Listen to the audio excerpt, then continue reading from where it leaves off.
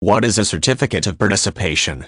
The certificate of participation is a financial document that is often employed when a municipal government or other government entity creates a bond issue. Rather than paying interest on the bonds or guaranteeing a face value at the end of the project, the investor receives a return based on the lease revenues associated with the offering.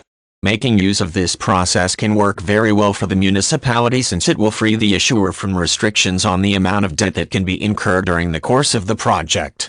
For many cities and towns, the certificate of participation approach to a bond issue will follow a simple formula. A bond issue is created in order to fund the construction of some sort of capital facility that is within the city limits. Rather than owning the facility outright during the period of construction, the city essentially leases the facility during the construction period and makes installment payments toward the lease. When the payment schedule is completed, the municipality assumes ownership of the completed facility. For the investor, the certificate of participation represents proof of involvement in the bond issue. Purchasing a share of the lease revenues can be an attractive alternative to the more traditional bond for a couple of reasons.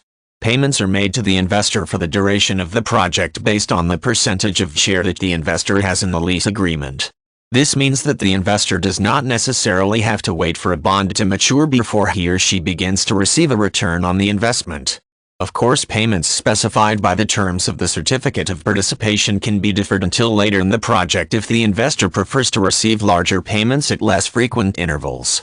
In the unlikely event that the municipality defaults on the arrangement, the terms of a certificate of participation provide investors with the ability to assume control of the facility. Once the default is complete and the transfer of title is in the hands of the investors, they are free to do with the asset as they see fit. This includes the ability to either complete the facility and sell it to a private investor or choose to band together and use the completed structure for purposes of their own.